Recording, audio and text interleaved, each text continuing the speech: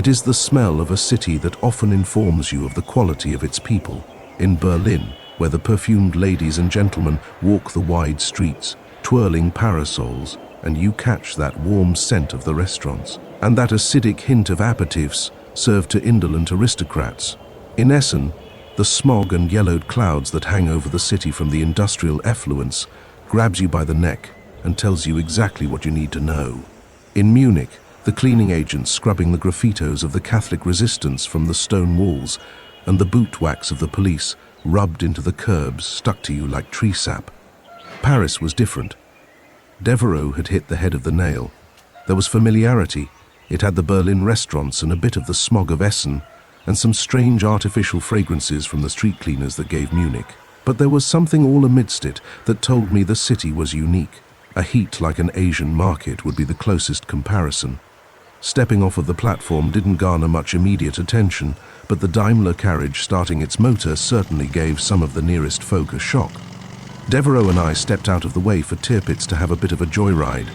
A gendarme bearing the city's colours and the French tricolour separately, strangely, approached us and demanded some papers regarding authorization. Telegraph service down here was as good as back in Berlin, apparently. We complied, and the gendarme stated that he intended to gather his colleagues to clear the path for us out of the city. Tirpitz went flying down the street right past us. I'm sure one of those gendarmes might grab him, but realized that they might not have the proper velocity to catch him. Nothing left to do but wait for the remainder of the column then. Would you go for a drink, Your Majesty? Hard to refuse, given Devereux's ability to ingratiate himself with us and provide a familiar face to his countrymen. A boulangerie near the elevator terminal provided the relief we needed. Wine would have been an appropriate selection for the locale. I hadn't the mind to change currencies, but Devereux covered the cost.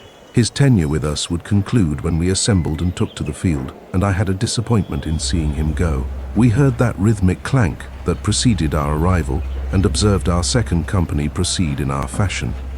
The officers routed them to the northern gate of the city. This process repeated for a number of hours. The wine was good, and we had begun a brief conversation regarding a flash, an acrid smell. Your Majesty, welcome to... Jesus Christ, they are inescapable. Devereux and I turned to the photographer, having set his flashpan down against the table. I lost it, to be frank. I stood up and drew close to the unfortunate Gawker. I took his shoulder in my hand and gripped tightly. The honor of photographers is as fleeting as your subject. Typically, one asks permission before capturing the image of another. Impugning the honor of royalty, in many places, is a capital crime. If I had a good mind, sir, I would have you taken into custody before we begin our journey in earnest. Have my men fashion a scaffold, and watch your corpulent, cross-eyed forms swing about like a pendulum. Repeat this insult to me or to my men, and I may take up the art of carpentry myself. It was clear that I overreacted. The fellow shrank from me, and Devereux stood up to shove him on his way. They have papers down here, you know. What of it? It would be difficult to maintain the image of your mission as a peaceful endeavor when you threaten to hang a photographer within the first 4 hours. He was right. I sat down a bit deflated. One of our boys leaned over the railing to our table and insinuated that they could ensure that he didn't make it back to any print agency to tell his story. But I waved him off and instructed him towards the rally point near the north gate. I finished my glass of wine and resolved to walk the boulevards to balance my humors. We needed to track down Tirpitz before he became lost or ended up in the Bastille for impeding traffic. The city is beautiful, just as they say. The blue lights are something new. Colored bulbs, perhaps, never knew a flame to produce that hue. The instances of reconstruction that were made necessary by the fall were obvious but well done. The occasional crack in a stone wall or the falling of plaster from a rooftop didn't distract from the view. The canals were of particular interest. The water from this underground sea must be clean and drinkable. Enough of it flows through the city to provide for its needs. When I heard the reciprocating engines of Diesel's monstrous cohort, I began to make my way towards the rally point and grabbed Devereux from out of the tobacconist. The outer perimeters of the city was the focus of their security. Tirailleurs and other French military men seemed a bit on edge, but no fracas broke out. Thanks be to God. The gendarmes holding back the crowds was something that inspired gratitude in me. With the 5th Corps assembled and ready to march out, I turned to Devereaux. I appreciate your assistance with this endeavor. If you find occasion to return here, know that you will be welcome. Thank you, sir. Traveling with you has been a revelation. I will relay your gratitude to the Assembly. We shook hands, and he began on his route back to the tower. I turned around to Moltke and the other officers inspecting the condition of the men. When at attention, it is difficult to pass an emotion. A well-trained eye could spot a twitch or a lazy mentality. Most of the men appeared in good form, some sweating from the exertion of bearing packs across the width of the city, but in all, ready for what would come next. We gave the appropriate calls, and the bugles and the drums heralded our departure. I saw a lustful private look mournfully at a sign indicating a knocking shop near the gate. All seemed in order. Good Lord, we forgot Tirpitz. Calling a halt is more difficult than calling for an advance. The men who are closest to the call respond first, and usually the first 2 or 3 formations can halt on time properly. Beyond that, the effect is like that of dominoes. The men behind, often looking to their officer, or at the space above them, or below to keep their footing, often fall face first towards the man in the front. Thankfully, extensive drill rewarded us by preventing that kind of indignity, but the question remained as to where the commander had gone. It would be difficult to find him in a city this size, traveling at that speed. The man had a knack for the dangerous, but he wasn't deranged. He wouldn't have deserted into the population. A gendarme holding back the crowd broke away from his fellows and responded to my calls. I asked him if we could locate our lost friend and described to him his new suspect. Full beard, blue jacket of the Imperial Admiralty, golden epaulets, riding about the town on a horseless carriage. He raised an eyebrow at that, but seemed willing to help. We found him after an hour of searching. A bulletin went out from their main bureau to the patrol offices, and one had apprehended him in a bit of a state. I arrived there, ready to pay for whatever poor choices the fool had made. The French had impounded the Daimler, but acquiesced when I demanded its return. Tirpitz had been found running the carriage down the boulevard near the center of the city, driving in circles over the sidewalks and over the manicured lawns of the citizenry. He had been drinking, and the gendarme had taken in 5 bottles of claret. 3 were empty when they got a hold of him. They didn't throw him into a cell, but sat him in the commissioner's office like a schoolboy deprived of outdoor play. I played the fool and denied knowing about his aptitude for the drink and the dangerous. I slammed 5 gold marks on the counter to compensate the gendarmerie and led him out by the collar. Tirpitz seemed indignant that he couldn't keep the other 2 bottles. You're going to get yourself killed doing things like that, you know. We have descended into a wondrous place. It seemed appropriate to celebrate. If we hadn't remembered to retrieve you, who do you think would have mounted a rescue? I'm sure that the heroic officers of the Admiralty would have made a concerted effort to save their chief. Playtime is over, friend. Remember, we are newcomers to this place. And we're all alone. The Reitermarsch sounded out proud as we passed the gate. Hefting Tirpitz's bulk into the motor carriage proved difficult, but not impossible. This time, I will be driving. Our great mass trundled out in ordered ranks into this wild land. I would have loved the opportunity to take in the new alien scenery, but my focus was keeping the carriage on the road. After some time behind the controls, the mechanics of the thing became easier to understand. Between the cadence of thousands of boots trotting over the rudimentary road that leads from the city, I could hear cheers erupt from the ranks as I passed by. My good hand on the stick, I brought us towards the front of the column. The great inner sea was kept to our left, and the high sandstone ridge that rode above us gave the men shade. We would not go far this first day. The men had already been under the strain of the descent and their trek through Paris.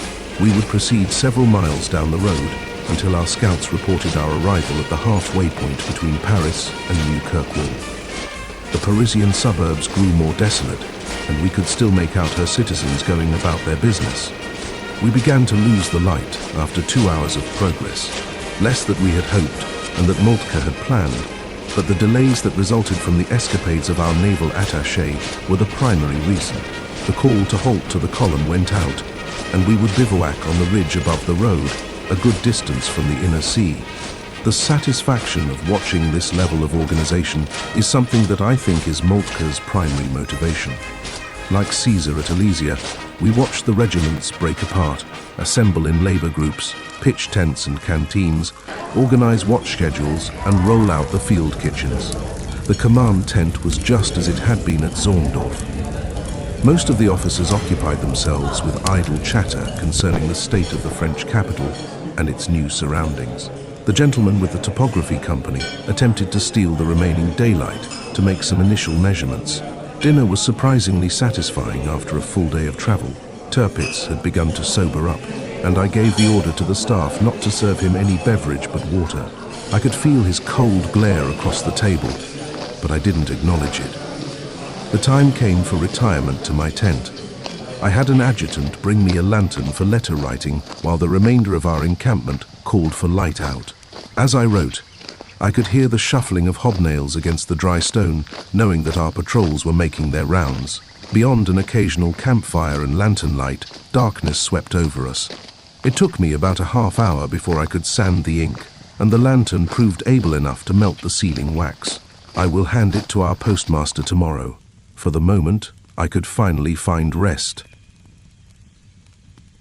Not for long. A scream erupted from the camp and woke me upright. I poked my head from the tent's linen confines and saw a lantern light coming from the command tent. The ghastly light projected a silhouette of a man and something else, bipedal, bulbous, like a shirtless, pantless, fat man. One of the men must have cracked. I grabbed my sidearm and tied my smoking jacket around me, proceeding towards the noise. The patrols and other officers had come running, the patrols in full kit, and the officers often missing a boot or lacking their tunic. It was Moltke. Must have been burning the midnight oil, doing his planning. That throaty gasp couldn't have come from anyone else. A patrolman and I were the first to enter the entry flap. I rolled the hammer back on my sidearm and forced my way in. Moltke was mid-scream when we made our appearance, and seemingly dropped his fear in place of quiet dignity. The others that had responded shuffled in behind us, turning into a bit of a jumble. Across from Moltke was a fishman. Man-fish, fish like man, man like fish. Another one of these things that will prove difficult to describe. Just as I said, it had a bipedal form, gangly limbs, and a bulbous body. Moltke didn't look injured, and it was a rare sight to see him without his uniform. Moltke, don't move. What in the name of Christ is it? Blub. It made a noise, sort of a gurgling squelch that a fish would make if you pulled it from a river. Its protruding eyes fastened to the side of its head were deep and black, moistening by the occasional asymmetrical blink. It was blue and featured that plural chromatic shading that danced over its form, just as fish scales would in the lantern light. It didn't seem to harm Moltke, other than giving him a good scare. It wasn't armed, per se. It had arms, I should correct, but didn't bear a weapon. Glub. Moltke turned slowly and reached for his revolver. If we had to dispose of this thing, how would we do it? Did it travel in packs? Was it intelligent, and this one sacrificed itself in preparation for an ambush? Blub. I slowly approached behind Moltke, and with a whisper bid him to lower his weapon. By now, I could hear the clamor of dozens of men disengaging the safeties on the rifles and leveling their aim. I moved past Moltke and towards it. It turned towards me with a wide-eyed stare. I brought my pistol back towards my hip and locked eyes with it. I approached it, slowly, and began to speak to it. I don't know why, but I had come under the belief that it had a rudimentary intelligence. If our mission is to succeed, we cannot destroy the first denizen of this new world that greets us. The soldiers that had accumulated around us were quiet as death. I could hear the slow, tactile rub of gloved fingers against triggers. I reached for its hand. It reached back. Hello, stranger. Glub. I should not have worn my silk gloves. I will have to send for another pair. The webbing that returned my grasp was slimy. It had a stench like a Romanian peasant. I brought my hand up, and it followed me, back down and released. I heard a patrolman behind me whisper to Moltke. What the fuck is happening right now? Are we under attack? Moltke was quick to correct him. What the fuck is happening right now, sir, is what you meant to say. I had shared a handshake with a fish. I was attempting to speak with a fish, and God, as my witness, the fish understood me. I heard a revolver hammer click backwards. Where do you come from? What a strange creature. It seemed able to communicate. It returned a handshake. I was treading on my final nerve, and this was just the first night down here. The thing turned from me and moved towards Moltke's desk. I could hear the distended eyes rotate in their fleshy housings. It pulled a webbed finger across a map laid across the width. It was pointing to the inner sea. Lower your weapons. What? Lower your weapons. If it had intended harm, Moltke would already be dead. What would you have us do then, sir? I will maintain its attention, and you will restrain it. The group that had infiltrated the other side of the tent maneuvered into position behind the creature. The slings of the rifles made a small scratching sound that brought its attention away from the map. I placed my sidearm on the desk and gestured for the men to slow their approach. Who are your people? The thing clicked its webbed finger against the map, the same body of water as before. Then disaster struck. The men attempted to grab the creature by its midsection. I could hear it take in a sharp gasp of air before its squelching screams began in earnest. The men outside flooded into the tent, clamoring over one another to make safe their commanders. The man in front who had managed to grab hold of it had it slip from his grasp. The thing made a mad dash through the wall of the tent, pulling down the pegs and sending the lantern on Moltke's desk clattering to the floor. Get that thing under control. The collapse of the tent made it difficult to trace its path. Rifle fire had begun to ring out, and I could hear rounds hit the stone and ricochet into the air. Cease fire. I want it alive. We emerged from the mess of linen into the darkness of the night. Its webbed feet made a peculiar smacking noise against the stone that made it easy to track. It would not escape from us. If it had others in the area, I would not allow it to alert them to our disorganization. After a couple minutes of a sprint, the men had it cornered in the supply tent. I could hear it rustling around the racks of tunics and helmets. I decided that I would go in. There it was. Like a scared horse, it had backed towards the rear flap of the tent as I entered. I had left my revolver in the command tent. I brought my arms out in an effort to calm it. The gloomy campfire illuminated the exterior, casting ephemeral shadows against the cloth walls. Each step towards it forced it backwards. It didn't make any more of its calls. We danced this strange waltz, one step forward, one step backwards. Without warning, the men burst in from the entrance opposite, and the chase began again. The fisherman struck out the middle of the supply tent, clearing straight through the tunics and helms. It emerged on the other side, clothed as a man. It did not go very far. Perhaps it was tiring. We had a swift jog around the edge, and I had reached my limit. If it meant to attack, it would have happened already. If it meant to communicate, it would be impossible without a controlled environment.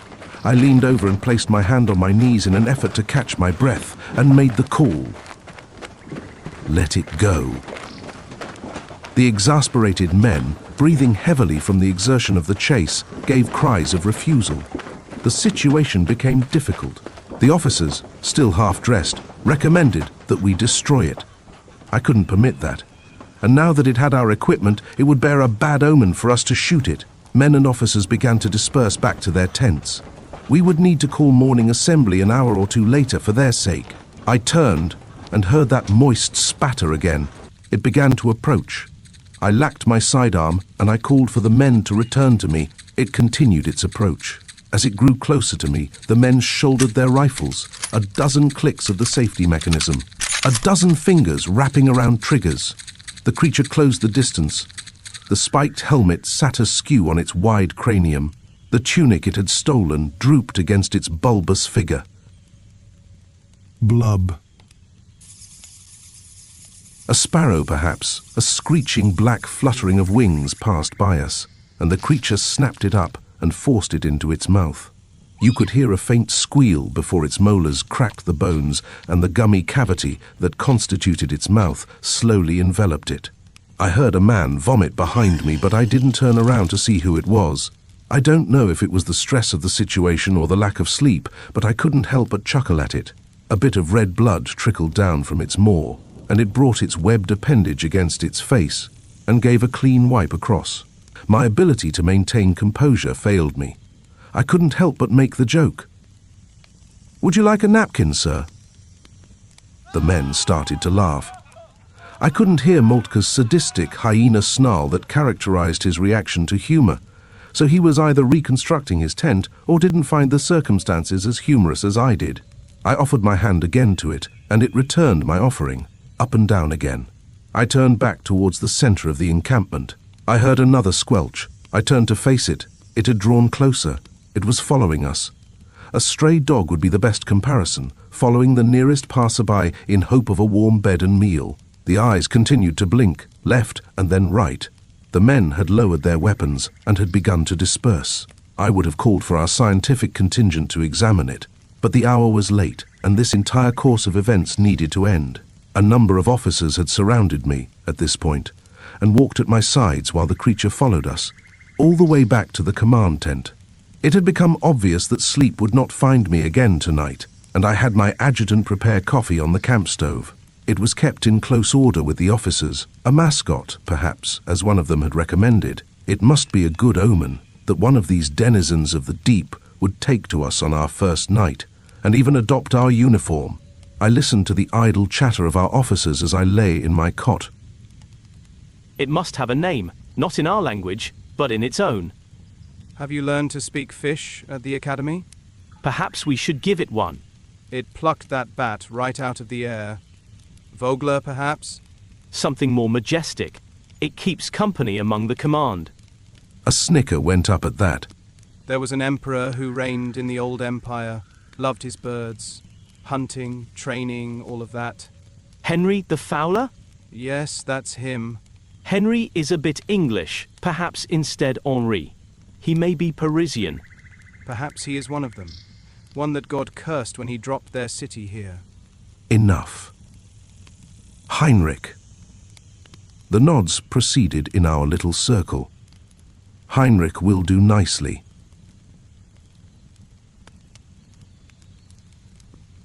Good morning, sir. Good morning, Falkenhayn. Good morning, sir. Good morning, Ludendorff. Good morning, sir. Good morning, Moltke. Good morning, sir. Good morning, Tirpitz. Blub. Good morning, Heinrich. The goulash cannon was firing rounds at everyone this morning. I wager you could smell the bacon and fried potatoes on the surface.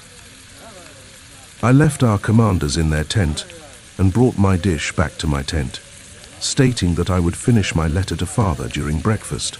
Per our arrangement, Falkenhayn excused himself from the table to assist me. My difficulties made it almost impossible to carve meat. I'm not proud of it, but I had offered Falkenhayn a field promotion if he took up this degrading task himself for me and kept this new assignment to himself. He declined my offer and stated that it was his pleasure to assist me.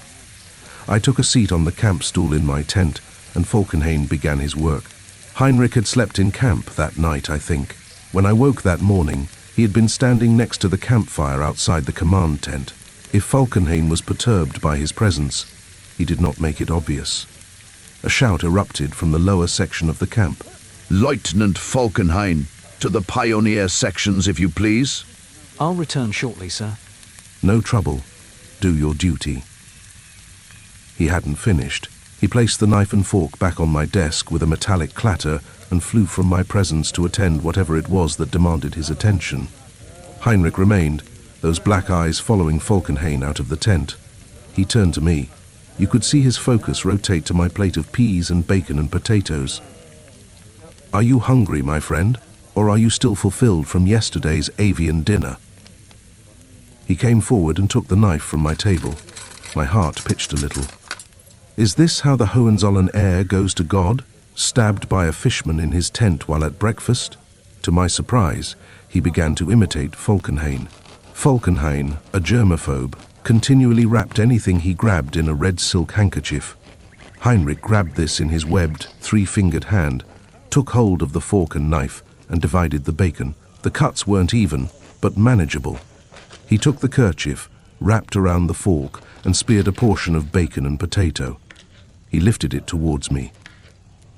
"Thank you, Heinrich, but I can take it from here." I grabbed the fork from him, and I gestured for him to take himself out from my tent. The wet squelch of his steps shuffled past the flap and towards the campfire. Perhaps he will be of some use. Falkenhayn can be relieved from his babysitting of me, and we can put our good guild friend towards an important purpose. Breakfast was a warm relief from the terrors of the prior evening, even if the initial source of the terror now sat just outside. Afterwards, a new terror, Moltke, visited himself upon me.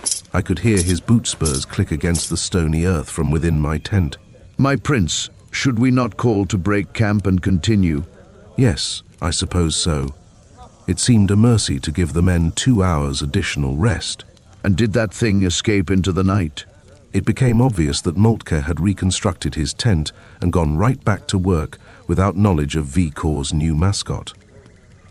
No, he is with us now. There he is watching the men's breakfast, just there. Sir, we should have destroyed it. We have no notion of its mind or purpose. Why assume the worst? He didn't harm you, did he?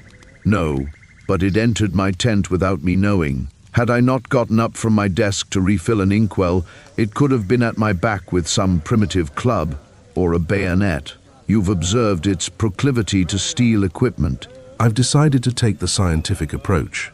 We will continue observing it, not permit it to obstruct our objective, and if it does, in fact, bring harm to you or I, or any of the men, I will allow you to destroy it. Is that satisfactory? Yes, I suppose. How was your breakfast then? A reminder of home for which I am grateful. My compliments to the staff chef. I am glad for you. Did sleep find you after last night's events? I had the lieutenants boil me coffee, and I charted today's route. Shall we call the men to break camp then? Yes, sir. That would be appropriate. I offered him a cigarette, and to my surprise, he accepted. My matchbox was out of reach, but he produced his own. He looked a little rattled, but I did not blame him for that. Hopefully the coming evening will be more restful for all of us.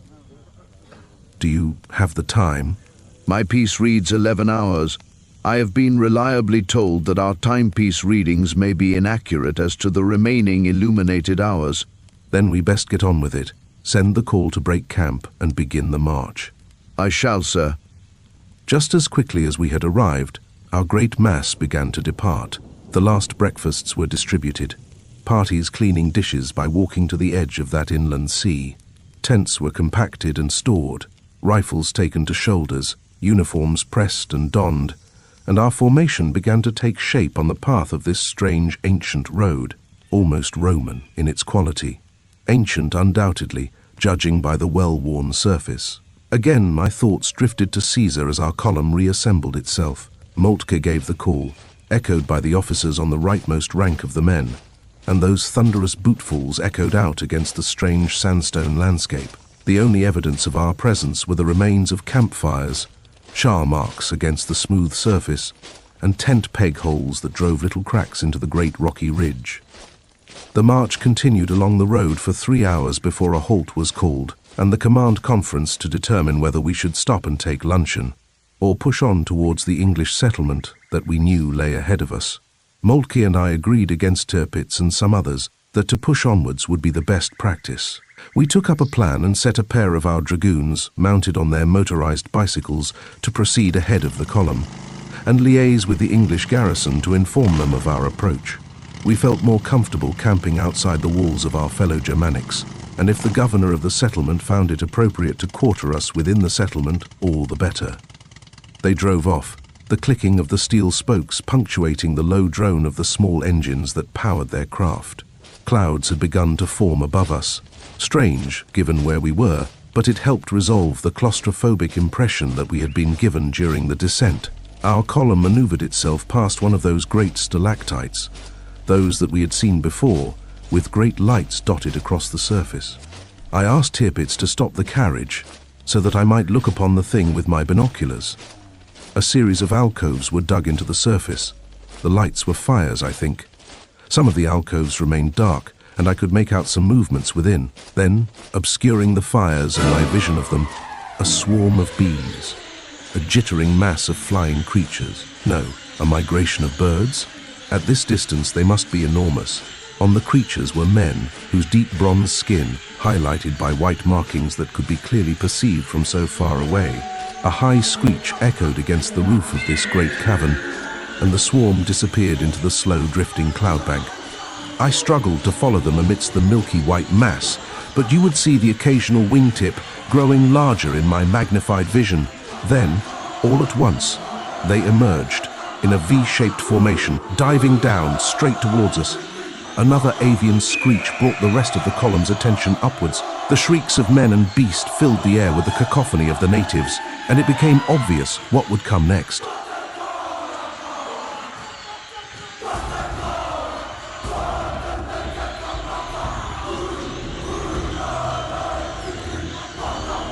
The column broke apart by halves and cleared the road. One section of the men scrambled to take cover from the ridgeline that covered our right, and the remainder shifted into position towards the white, sandy beach that bordered the inland sea. The officers gave orders to uncover the weapon-bearing wagons, and the Nordenfelt machines tilted upwards towards our enemy. The civilians, scientists and supply men took cover beneath their wagons, and Diesel's walking engines took to the fore. The fire poured into the sky like the breath of a dragon. Rifles cracked, and adjustments were made to range in on their targets. Tirpitz rapidly accelerated the carriage, and we both dismounted, drawing our sidearms and taking cover behind the Daimler. In the first few seconds we had before they were upon us, one could hear the sickening impact of the Mauser cartridges hitting soft flesh, that soft, sucking pop that indicated a hit.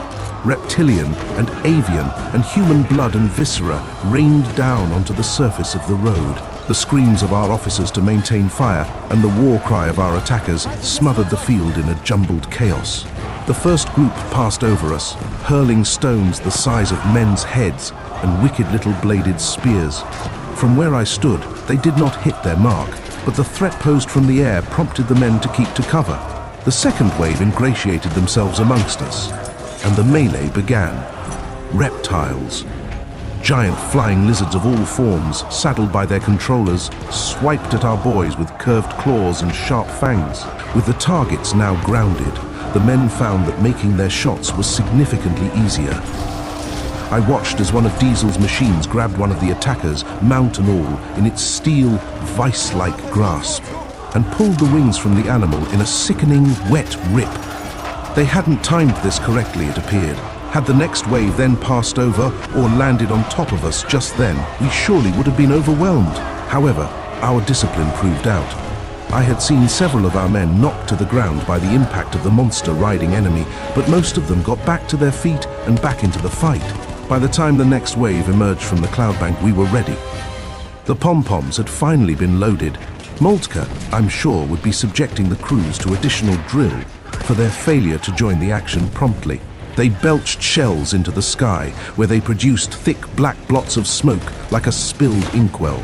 I caught sight of one of their riders caught in the blast, and the membranes of his mount's wings, perforated with 100 tiny holes, lost its lift and fell to the ground with a dusty crunch. Just as quickly as it began, it was over. I searched for my binoculars to see if they would make another go at it. A yell echoed across the column for our medicals to come forward and attend to the injured men.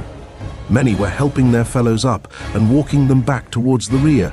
The worst of the injuries had been the concussions from the thrown stones and lacerations from their spears and blades and monstrous claws. But I was reliably informed later that there had not been a man killed. I found my quandary and raised it to my eyes. That strange swarm back began to retreat to the stalactite, noticeably less numerous. The mess that we had made was biblical. I recall Father telling me about Bamberg, when our artillery opened up on the flanks of the rebel infantry, how a man is reduced to broken, bleeding meat by shell fire. This was not different. Our enemy may have been alien in nature, but they were made of the same flesh and blood that we were. The reptile that Diesel's engine had torn the limbs from was still alive. Its raspy gulps of air sounded out clear over the moans of our injured men. It seemed appropriate to send it to its creator. Just as with a broken horse, I walked behind it, cocked my revolver, and tried to soothe it. It thrashed about, its life pouring from the gaping wounds where its magnificent wings had been. I fired, and it was silent. I had found Moltke, who had not dismounted during the action, instead choosing to fire on our attackers from horseback. There was a long red trail streaming down his left epaulette that led down to his trousers. "Are you injured, Major General?" No, I don't believe so. A sergeant with his group of men ran up towards us, clearing indications of something of critical importance by the way his helmet dropped from his head, and he declined to retrieve it. We have a prisoner, sir. Put him in shackles and pass him on to Falkenhayn's group for interrogation. It's a woman, sir. This was not good. I could feel the vein in Moltke's forehead whenever his temper was raised, bulge out from under his hairline. We had rules. Up above, women don't fight wars. They are not built for the strain of combat. In antiquity, you learned of legends of women warriors and Amazonians and tales of those like Hippolyta and Boudica. The only almost believable one was regarded as Boudica, that Celtic queen who took up arms against the Romans after her daughters were defiled and her husband executed. It didn't end well for her, though. I feared that it would not end well for our new guest either. "Show me." The sergeant led me past the masses of men who had begun to regroup. Stepping over the gore of the defeated enemy, we walked up a section of the ridgeline where a small crowd of the enlisted men had formed a circle. We have our own mascot, and now we have our own lady of the evening. Hurrah! "That is enough." The circle broke. I couldn't tell who had made the crass comment, but I dismissed the men to gather what material they could from our fallen enemy and returned to the column. Falkenhayn must have followed Moltke and I up the hill. Our path and theirs left a bloody, sandy trail up the side of the ridge. I would have to give orders for the corps to engage in boot cleaning when we settled into camp this evening. We sat there and made sure the men followed their orders before setting eyes on her. She was a beauty, an athletic form undoubtedly. Just as their men, our attackers' consistent equestrian exercises produced hard, muscled features. The natives' trappings were scant and left little to the imagination. The bronze skin that now littered the road in the form of corpses radiated a glow against the afternoon light. The face was sharp in the right places and soft in the others, and straight black shoulder-length hair rolled down past her high cheekbones and full pink lips. Blue eyes, just like Dona's. If you put her in a hoop skirt, she would blend right in at court. That alabaster paint that marked her had begun to chip away from the coarse sand that covered the ground. I had to elbow young Falkenhayn to keep him from staring. He produced the shackles, and her glance shot downwards. The tension could be cut with a blade. I knelt down to lock her gaze in mine. The Academy never provided a solution for women. A solution in the context of combat, I mean. When women were found amongst the Catholic partisans in Bavaria during our campaign there, they were lined up and shot next to the men. Men were soldiers and were entitled to the protections that governed the laws of war. Women were complications. Falkenhayn stepped behind her and took her wrists. There wasn't a struggle, but her eyes stayed with me, and I could see the uncivilized depredations of violence within. "You are our prisoner now. You will be treated humanely." She responded with a guttural series of verbiage that was quite incomprehensible, but we all knew what it meant once she spat into the sand. Just as with Heinrich the night before, I started with the basics. Moltke removed his helmet and wiped his brow. "No sense in trying our native tongue.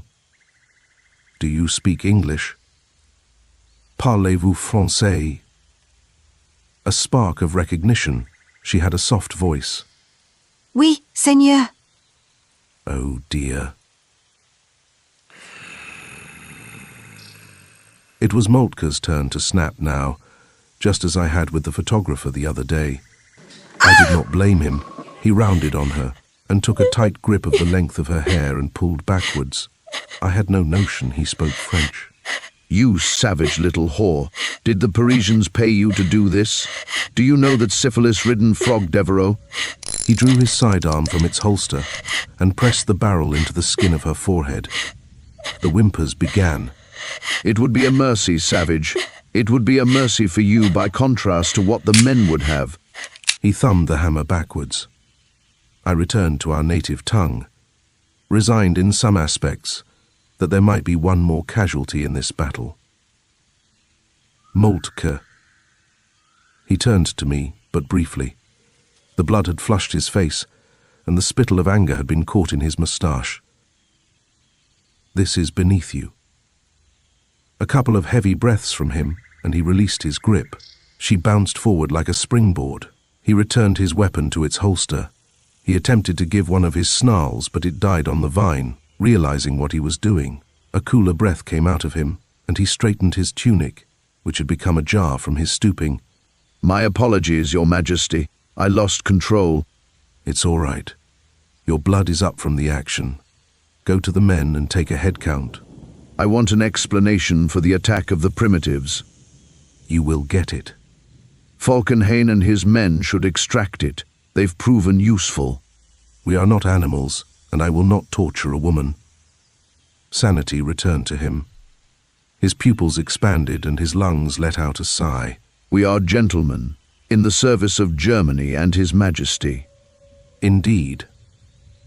He repeated himself as he turned from us and walked back down the ridge. I could swear he kept repeating the statement as he walked, but perhaps that was my imagination. I returned myself to our new prisoner. Our new guest. Falkenhayn and I brought her to her feet gently, and I maintained our native tongue with Falkenhayn as we walked. I took her arm and considered the best course of action. Do your men speak French? One or two, I think. I do as well, but poorly, Your Majesty. Then it will be difficult for you to extract anything useful. What would His Majesty propose? We already have one new addition. A second would not be difficult to accommodate. The potential for danger is evident, sir. Her people have already made an attack on the column. The patrols will be doubled when we make camp tonight. I have a better command of the one mutual language. I will attempt to divine the truth from her. As His Majesty desires. Tirpitz had brought the Daimler around to the right-hand side of the column and reached to open the carriage door. You have a new trophy, sir? And such a beautiful one at that, Commander. I ushered her into the carriage. She sat between Tirpitz and I, clearly uncomfortable, but not to the circumstances, more a result of Tirpitz's wandering eyes. I bid him maintain his focus on the path ahead, and he obeyed. There was a matter that I pulled at in my mind, like bad taffy. Among primitives of the surface, while the value of a woman is less than a fighting man, beauty is still prized. The capture of the daughters or wives of savage kings and warlords usually prompted reprisal raids. While I was confident that we could repel them, it was something I did not wish to suffer again. The hours passed, and cresting the jungled hills before us, emerged our two dragoons. They sped down the slope and hammered down towards us. I again consulted the binoculars. They weren't injured, thankfully, but the vegetation had left green and yellow stains on their blue tunics. They are willing to quarter His Majesty's men, but it became apparent that there would be a condition attached. That condition being what? His attendance at the governor's ball. I would rather be shot in the stomach. Accepted, with gratitude for the invitation. We are near enough to see the lights and infrastructure, but the combat has left the men tired. We will bivouac again and make our way there in the morning. Understood, sir. I handed him my reply, and after a brief refueling, the motorized pair returned to the path through the vegetation. We broke into camp again around supper time. I bid Tirpitz oversee the men constructing the command tent when Heinrich returned. I hadn't seen him since the attack, and assumed he had taken off like a spooked horse. But there he was, helmet, tunic and all. I asked the quartermaster for a spare belt, and he obliged, but failed to understand my purpose. I took the helmet from Heinrich, ripped the chin strap off the mounting bracket, and looped the belt through in its place. I left it wide enough to put back on, and tightened it appropriately. Blub. Yes, indeed. Now it won't come off. I saw him wander towards the camp stove, where the men cheered and rubbed his fleshy bodice for good luck. Tirpitz and our new guest had been seated in the carriage until the tent had been erected. With this task done, and the wagons having been unloaded of the folding furniture, we escorted her inside. An infantry and artillery commander had been bickering about who was responsible for the greater ammunition expenditure earlier today, and Tirpitz had them clear out while I led the woman towards my cot. She sat, and the springiness seemed to prompt a surprised look. I took my helmet off and set it on the desk and took a seat. I retrieved my sidearm and placed it onto the table. Tirpitz had wandered off towards the smell of pork in all likelihood, and the quiet shufflings of men lining up at the field kitchens gave a pleasant rumble and aroma. I retrieved the aspirin that had been given to us before our departure and hoped that it would stem the oncoming tide of another headache. I turned to our guest and began the dialogue. First things first. Will you run? She looked offended at the suggestion. I leaned down and retrieved my journal from my effects. Run where? Run home. Can't. Can only fly home. The French was a bit broken, but the message was clear. The assertion made sense. The formations that constituted her home didn't have ground access, as near as I could tell. What are you called? Sintra, of Aram. Aram? Aram. Pretty name, pretty woman. I gestured to indicate a hanging rock and repeated myself.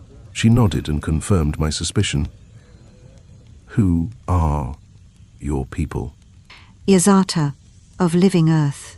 Yazata. A spark went through her eyes of approval.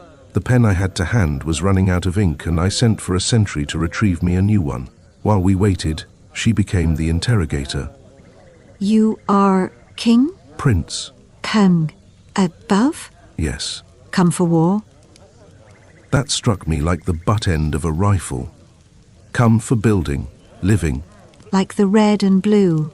This one took me a moment, and then the reference to uniform color made it clear. Yes. Silence for a period, and the sentry handed me a new pen. How did you learn French? Duty. Work.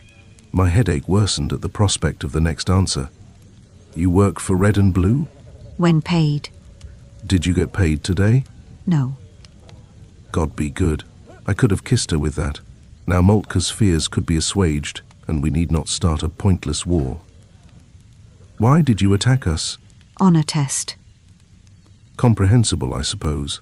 Some cultures have rituals wherein the bravery of the enemy is tested in battle for that purpose, or to take captives.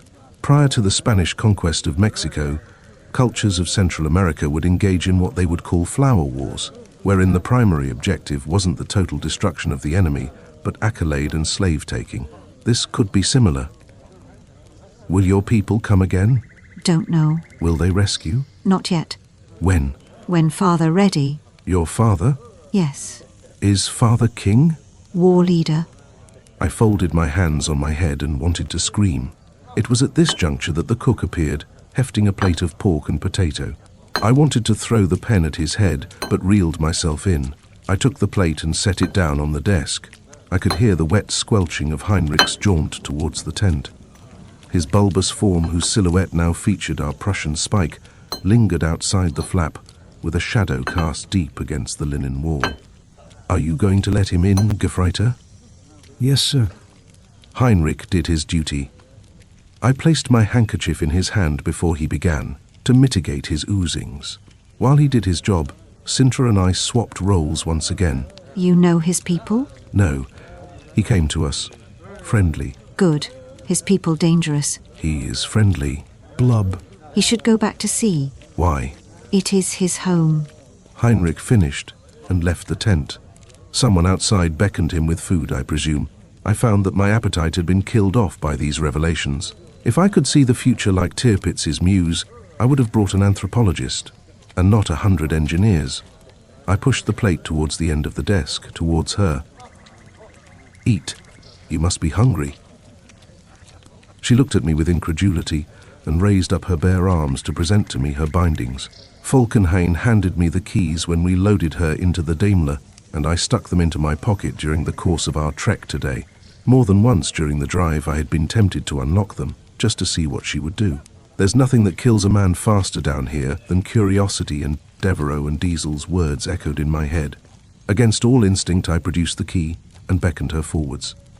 She rose to meet me and I detached the shackles.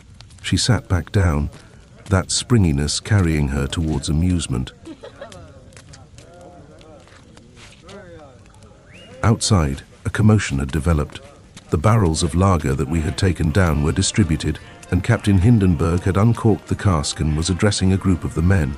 Among them was Heinrich. The men lifted the barrel above their heads and asked Heinrich to open his mouth. He obliged, and they slowly poured the entirety of the cask into him. I had no will to stop it. Even Moltke looked on with a wry smile. The belch that later emanated from our guild friend shook that lantern that sat on my desk. For a moment I had forgotten our guest.